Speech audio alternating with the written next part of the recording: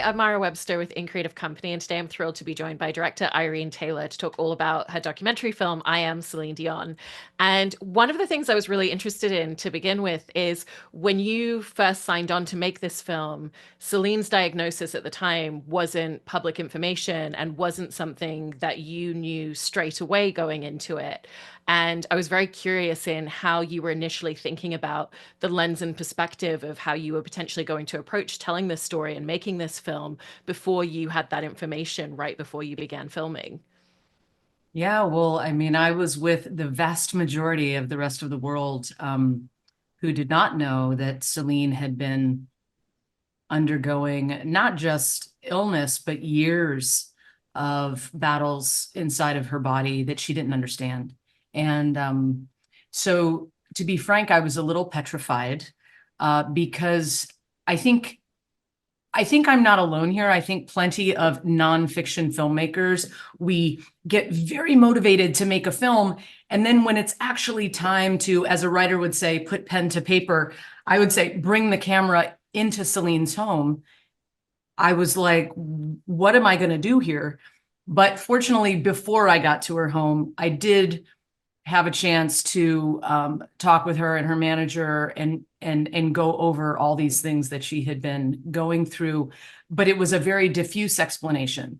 So I did. I would say I just put one foot in front of the other, having the faith of being an experienced documentarian that the story would emerge, and I think it did emerge, and it emerged before I started filming because I did learn about it, but I didn't know about it, in the long pre-roll before we started. So And the film is very much told from the perspective of her voice in a very singular fashion, which I think makes it incredibly intimate and really connects. And I thought it was interesting that that actually was one of the things that Celine asked up front was, is it possible to make a film where it's just me and it's just my voice, but also in a very non-egotistical way? And again, how did her asking that question of you Mhm, really mhm. inform a lot of the landscape of this movie?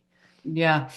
Celine asked only two things of me, really. One was, I'm inviting you into my home. Don't ask if you can film because you're here, you have permission. And in fact, if you do ask, it's going to break the spell. It's going to ruin it for me. And I thought that was a generous, but it was also coming from someone who's used to being in front of the lights, in front of the camera. And I think she really wanted to let go of all of that. And I think we see this in the film that there's like a different Celine than we've seen maybe in other media portrayals of her.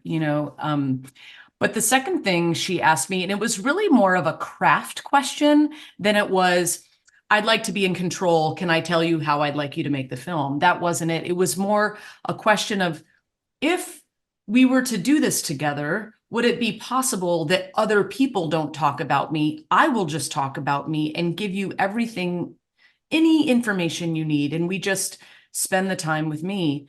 And I told her that that was music to my ears. It really, I mean, of course it is, because it just meant that I wouldn't have the task of trying to look at her from 360 degrees. I could sort of get to know her from the inside out. And, over the course of 10 months, I would say our conversations became more relaxed and more authentic. But in the beginning, the authenticity was there, but there was a certain degree of like, I want to get this off my chest. And so she slowed down as we went month to month. She was just slowing down. And I think in the film, interestingly, we I chose not to include like an inadvertent first interview I had with her, um, because she was just so desperate to get these things off her chest. It didn't feel it didn't feel relaxed enough. It was too urgent. I also actually love the moment that you open the film with, which is her kids interviewing her.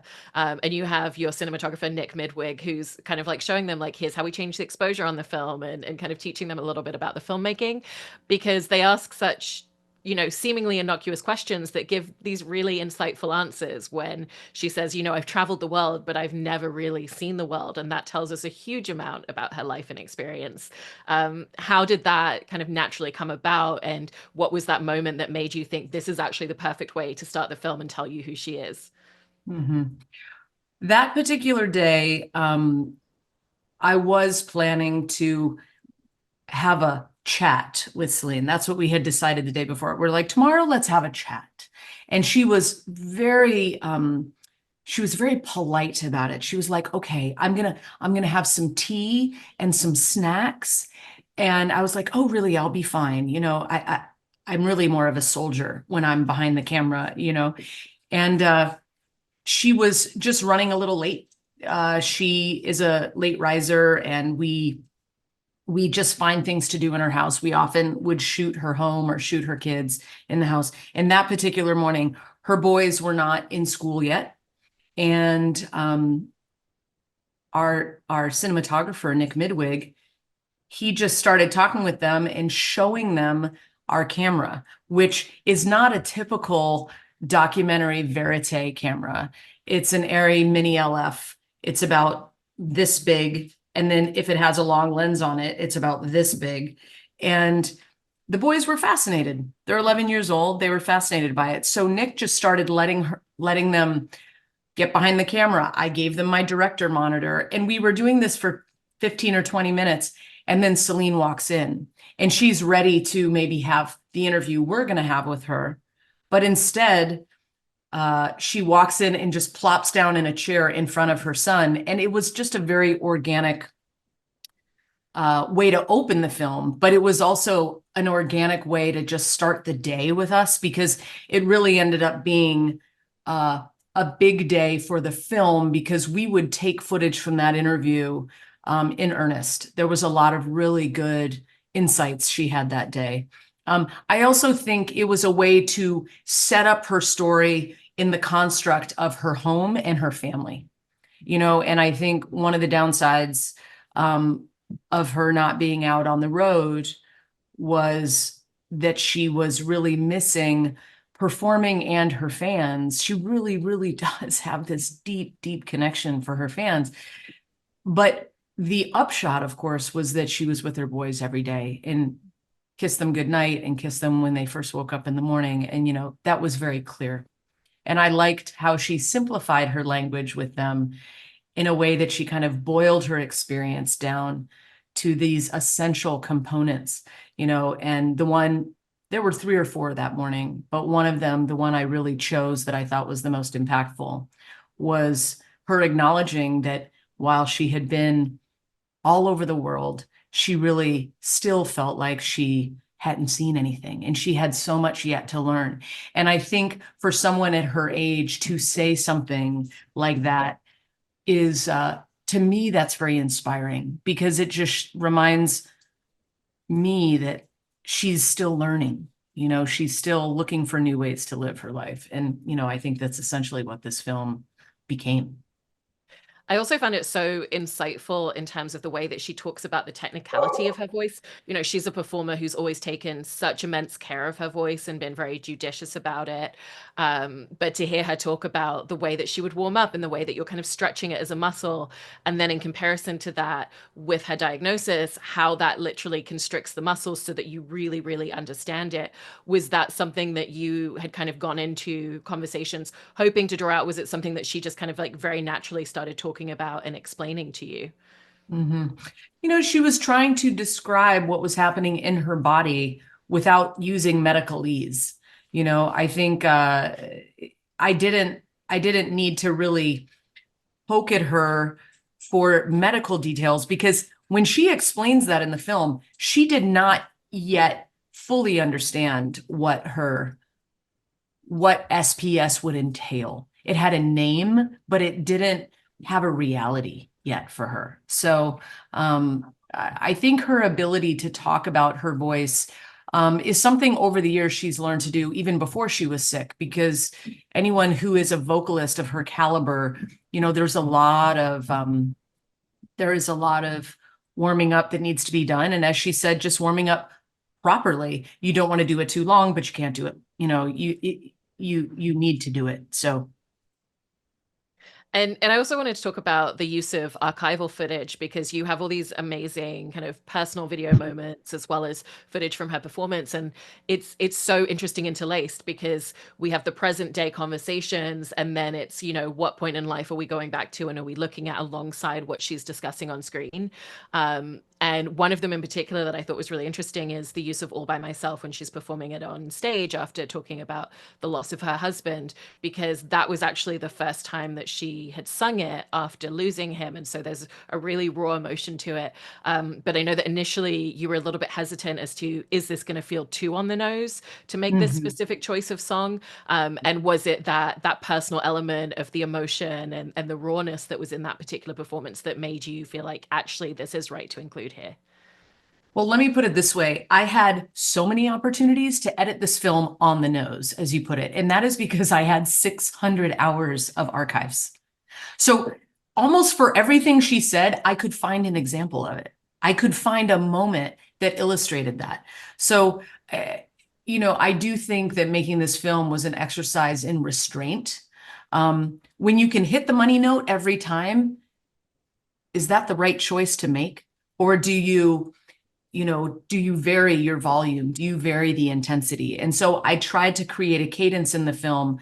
There's a lot of like back and forth that was very intentional between the past and present, but I didn't want to get too into the past. I wanted them to be these snapshots, these little video snapshot moments. And that's what my editor did from the very get-go, is that he started to create in his Avid project bins that had titles like Moments of Joy, Family, Sadness. The Moments of Joy bin were my favorite because it wasn't just moments of her being joyful. It was little moments that leave the viewer like, oh, that's delightful.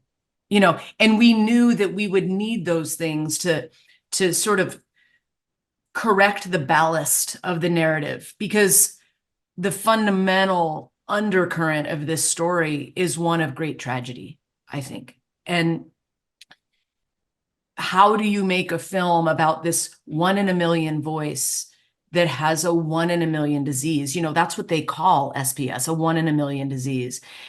And I realized, well, she is a 1 in a million voice. I mean, her voice we have a lot of great female singers in our contemporary pop music history, for sure. Celine's voice is one of them, and I think that she really has this rarefied ability, in addition to having that voice, to articulate her experience.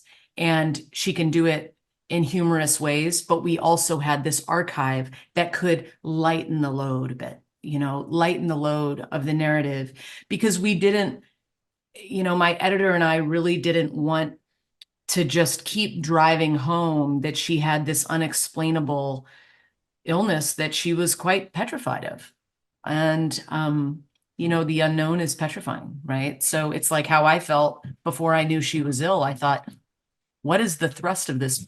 So Was that categorization also what really helped you when it came to when she's talking about her voice and the tricks that she was using for years when she had these symptoms but didn't understand it? When she talks about, sometimes I would tap the microphone like the microphone wasn't working properly, or, sometimes I would hold the microphone out to the crowd and have them sing when I couldn't hit the notes. Because again, it's, you have those archival moments where all of a sudden we see it in a performance and it's like, we've all been seeing this for years, but none of us knew what it was at the time.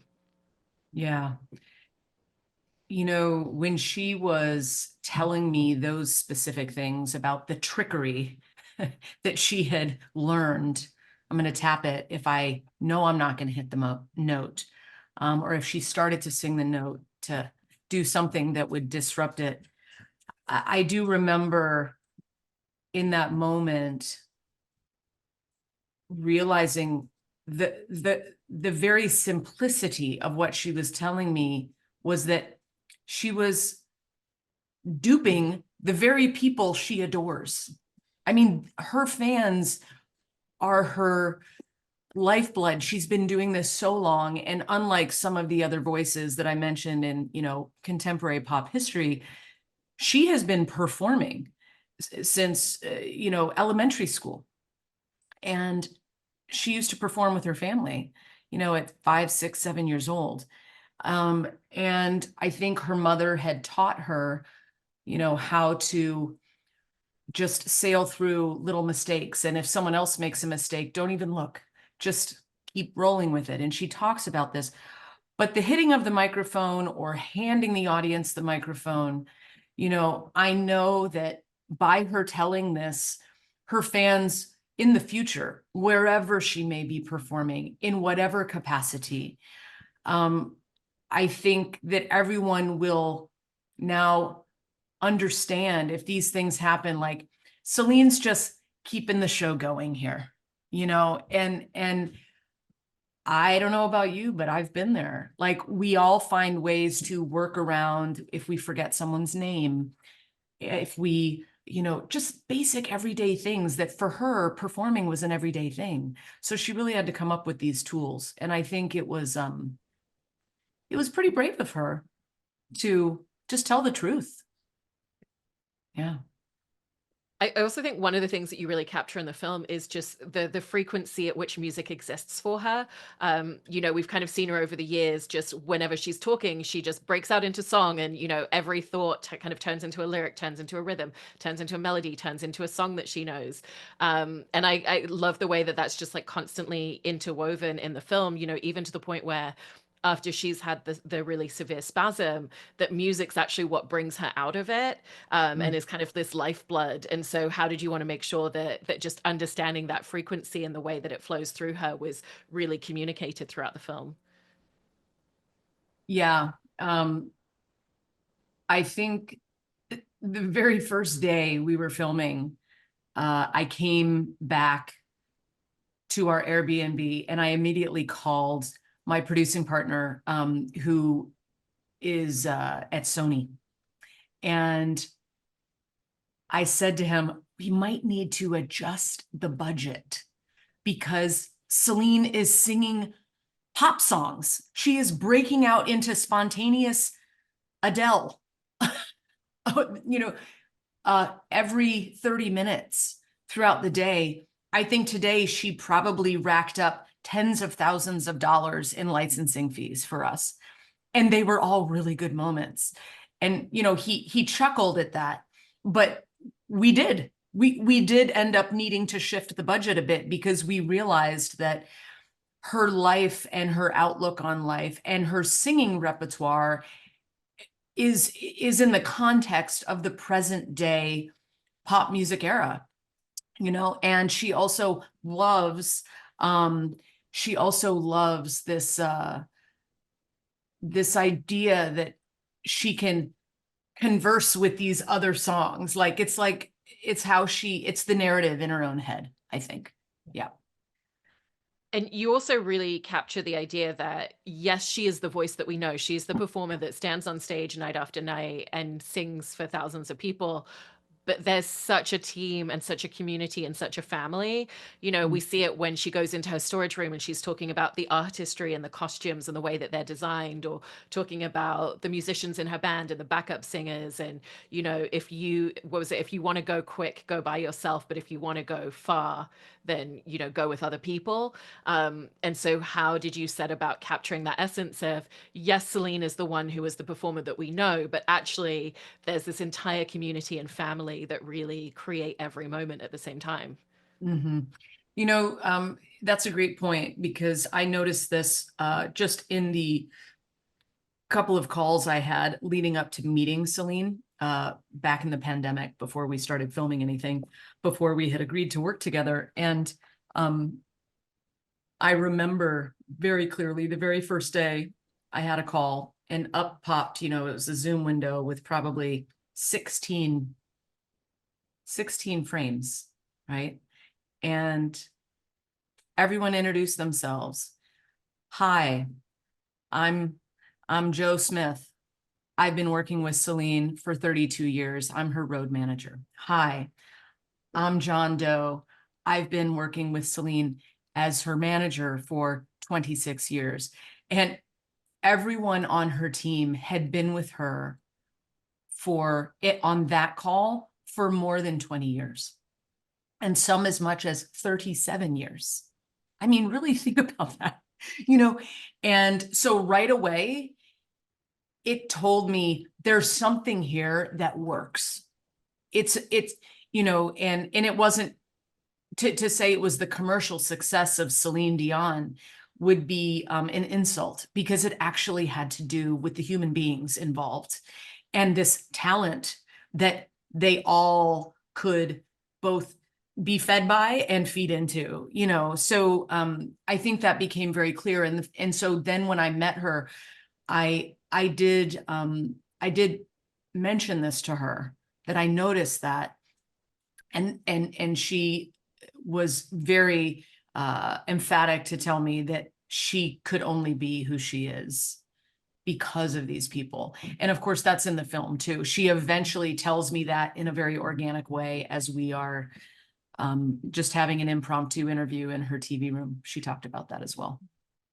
And then, I of also course, also in the warehouse, she talks about all the people who have to put the snaps on and have to think of how to best wear the jacket. And so that was important, for her she was expressing this all the time, just that she couldn't do this alone. I love those details.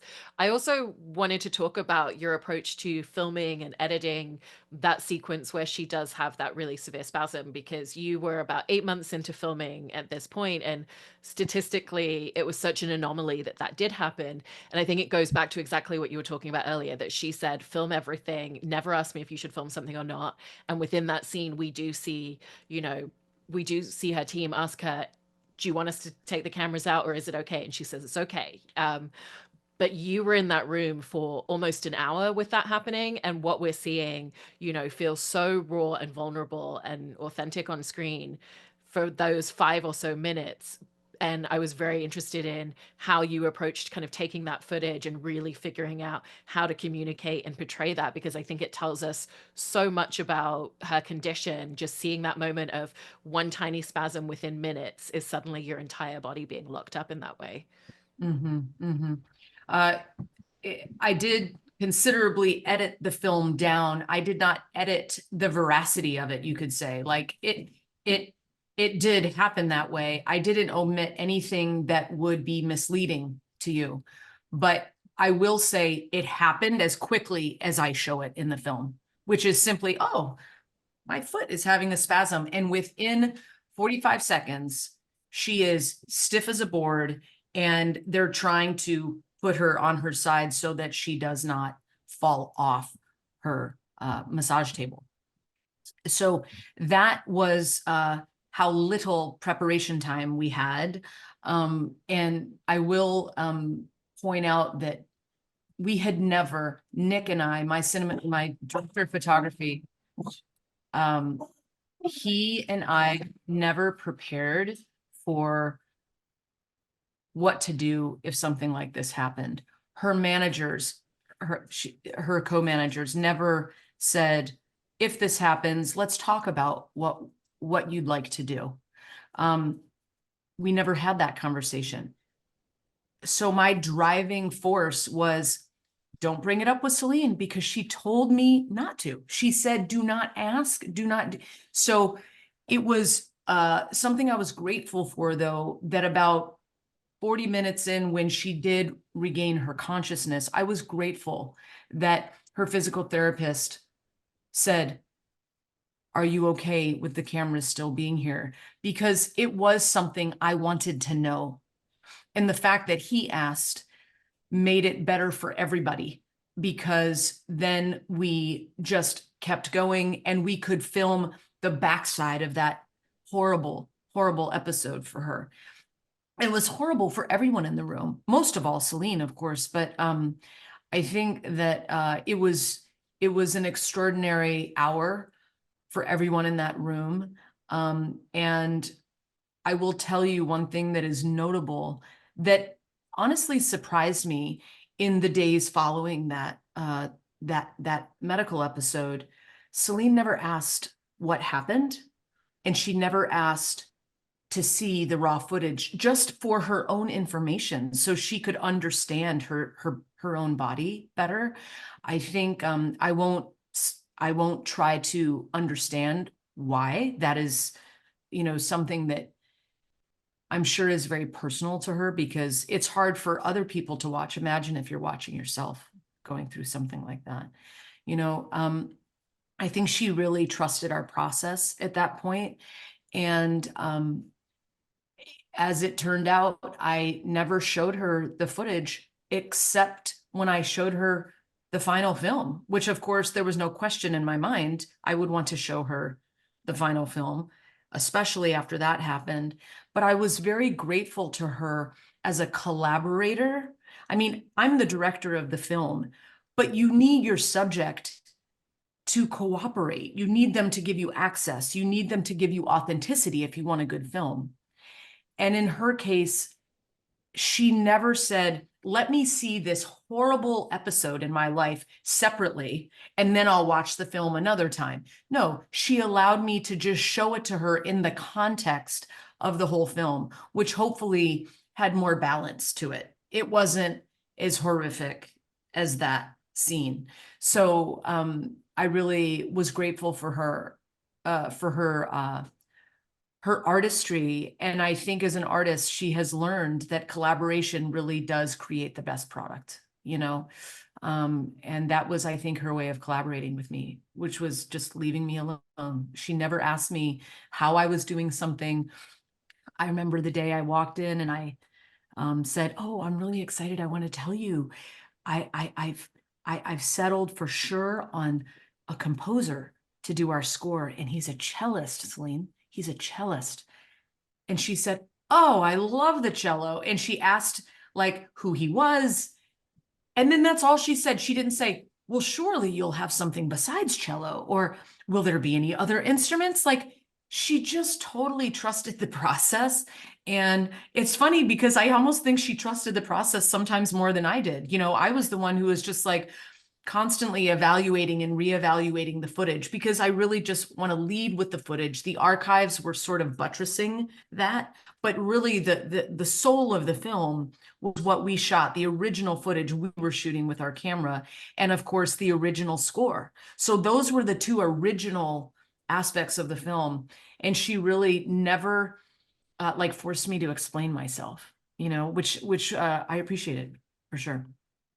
It's also extraordinary to see that in the moments after that sequence in that scene, that the thing that she does is she lights up and she starts singing again, going back to your point about the music budget for everything that she was riffing. But you see how that's the thing that kind of like brings her energy up. It's the thing that centers her. And I think it also speaks to the emotional cadence of her as a person that we see throughout the film. It goes back to what you were talking about of, yes, we're talking about this condition that she has and all of the challenges that come with that, the pain that it causes physically, but also the lightness and the humor and the joy and the sense of music. And so when you were editing the film and, particularly thinking about coming out of that scene, did you find that her emotional cadence as a person really kind of dictated the tone and the voice and the rhythm and the pacing of this movie? Mm-hmm. I would not call her like a overly emotional or hyper emotional person. She was always demonstrating more fortitude than vulnerability. But when she would talk about people's perceptions of her, that is where I saw a vulnerability that really, it really kind of struck a chord in me. For me, one of the most powerful moments I spent with Celine was when, in a moment of stunningly authentic emotion, she says, I think I was pretty good. And that line alone, it's not as heavy hitting as the lie is too heavy now. That's a heavy line, right? That's dramatic, right? It's the person who's saying it and the way she was saying it in the context of the interview that really told me she had lost sight of who she is with this illness, because it was easy for her in low moments, like the one I was in with her at that very moment, to forget that she really had an incredible endurance and she had an incredible global reach with her artistry and her talent. And to say, I think I was pretty good, and then another time she tells me that sometimes when she would show up places, people would say, oh, we're expecting Celine Dion. And oh, she's the best in the world. And that was a really uncomfortable pressure for her. And I think she didn't believe it. She didn't think she was the best in the world, right? So these are moments that I think make her very relatable. I think many of us have talents and we doubt them all the time, So um, I found with Celine, as hard as the medical episode was that you talked about, which was excruciating for me as a filmmaker and someone holding a microphone actually doing the work, but just as a human being, the hardest moments or the most pointed moments for me with her were those moments where she doubted herself. Well, it's an extraordinary film, and I think it's one of the most kind of vulnerably authentic biopic films that I've seen about someone in the public eye, and that was one of the things that really struck me when I first watched it. So, congratulations on an amazing movie. Thank you so much, Irene. Thank you so much. You were remarkably prepared and you clearly know the film inside and out. I really appreciate that.